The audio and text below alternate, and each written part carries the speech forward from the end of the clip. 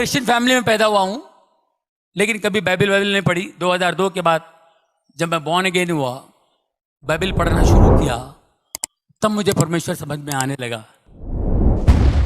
मैं पहले, मेरी टेस्टिमनी सबको पता है, मैं बहुत शराब पिया करता था, अलग दुनिया में था, बहुत पैसे कमाता था, लेकिन कभी शांति सुकून कभी नहीं। ये सब चीज़ें होती रही। उसके बाद मेरे बेटे का प्रॉब्लम था। मेरे बेटे को सब लोगों ने कह दिया, मेरा बेटा, उसको कुछ गांठ आ गया था, वो टेस्टिमनी है, सब ने कह दिया, डॉक्टर ने कह दिया ये नहीं होगा, ऑपरेशन फलाना होगा, ये होगा, वो हो गया, संतों ने कह दिया, बाबा लोगों ने कह दिया कि ये बच्चा, इसका कुछ नहीं होगा, सब ने ना कह दिया। और मेरा बच्चा 16 साल से है, बढ़िया फर्स्ट क्लास, ट्यूबर चला गया, सब कुछ चला गया, only in the name of Jesus. यीशु के नाम से लोगों ने उसके लिए बहुत दुआएं की। कई, जैसे आज इन्होंने प्रोफेसी की, ऐसे प्रोफेसी जो इन्होंने की सब लोगों के लिए, वेंकट जी ने, इसी तरह मेरी वाइफ गई थी कहीं हैदराबाद। कहाँ गई थी आप? John Rabindranath, right? दिनाकरन जी के साथ के, दिनाकरन जी और वो दोनों सेवक थे, अभी वो भी चले गए।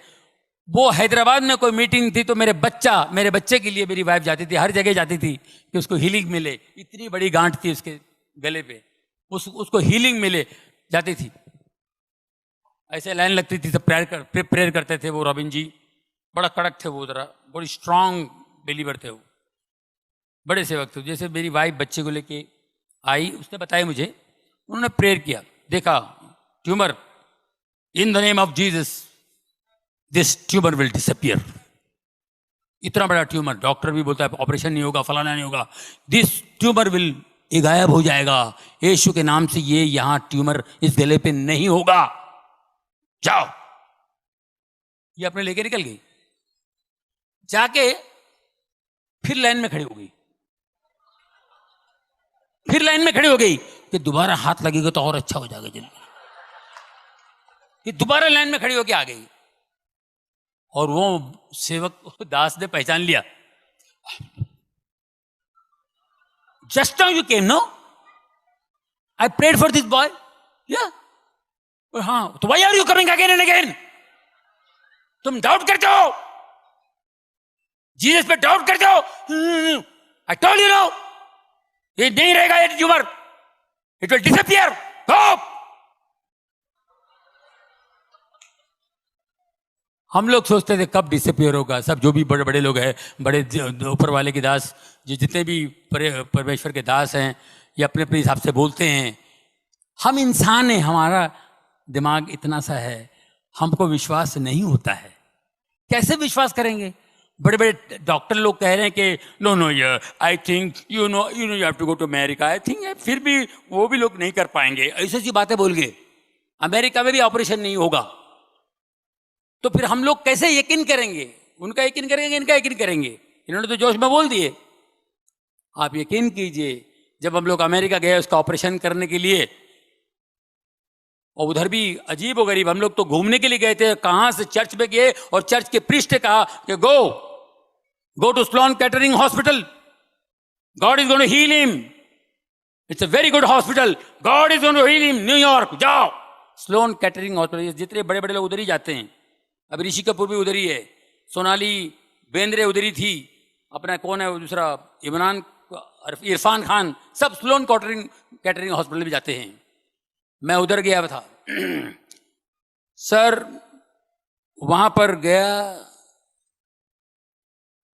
जैसे प्रीस्ट ने कहा तो मैं वहां पे चेकअप वकअप कराया, पहुंच गया। इन द नेम ऑफ जीसस, 3 घंटे का ऑपरेशन, पूरा ट्यूमर निकल गया। मेरा बच्चा ऑपरेशन थिएटर से बाहर आया।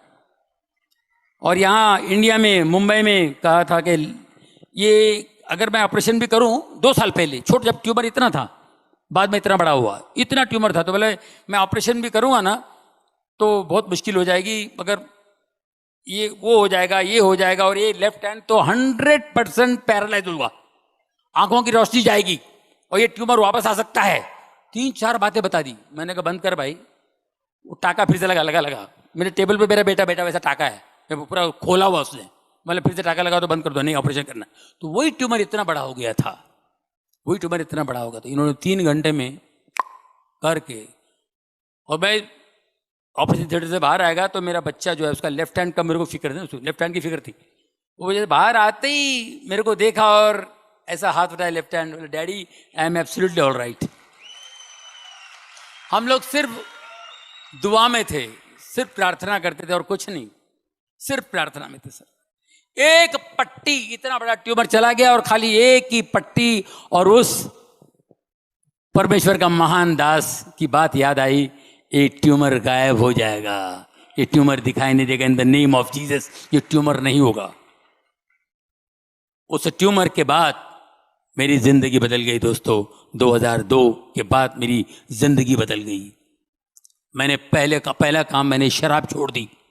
शराब, सिगरेट, गलत बात करना, गंदी बात करना, मैंने सब छोड़ दिया और बाइबल पढ़ता रहा, रोता रहा, वो पढ़ता रहा, रोता रहा।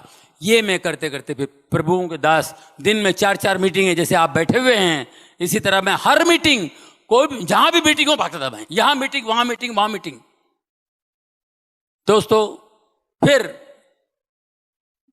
मेरा काम कम हो गया, मैंने प्रभु का हाथ नहीं छोड़ा। मैं 10-12 साल काम नहीं किया, बीच में मैं गायब था। बहुत से लोग बोलते आप पिक्चर में नहीं आते हो, शो भी नहीं करते हो। एक नेचुरल ब्रेक था, एक डाउनफॉल था। काम हर एक की जिंदगी में ब्रेक आता है, हर एक आर्टिस्ट की जिंदगी में ब्रेक आता है। मगर मैं उस ब्रेक के अंदर प्रभु का हाथ थाम लिया था, मैं।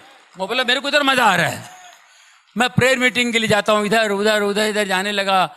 और अजीबोगरीब मैं अपने बच्चे का टेस्टिमनी देता था, बच्चे का टेस्टिमनी, बच्चे की गवाही देता था।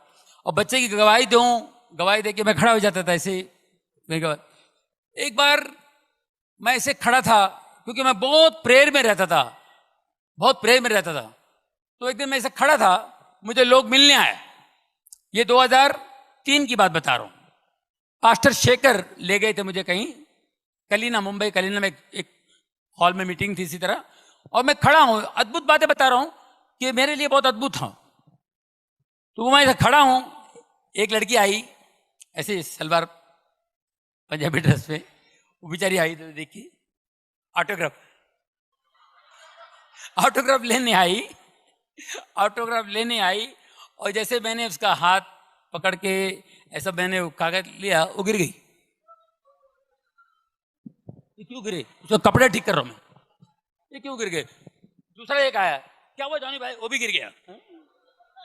जो मेरे को छू रहा है वो गिर रहा है, जो मेरे को देख रहा है वो गिर रहा है। मेरे को समझ नहीं आया, बोले पास्टर ये लोग क्यों गिर रहे हैं? Brother this is anointing, pray for people. Pray कैसा प्रे करने का मेरे को नहीं मालूम, और यकीन कीजिए मुझे पता ही नहीं कैसे प्रे करना। और मैं प्रे करना शुरू किया, मैंने कहा यार ऐसे, तो कुछ हीलिंग होने लगी, बड़ा मजा आया मेरे को, अच्छा लग रहा था भाई क्या हो रहा है। और एक आध शूटिंग, एक आध पिक्चर करता था, कोई पिक्चर आ गया मैं कर लिया, अच्छा पिक्चर कोई आ गया तो मैं कर लिया।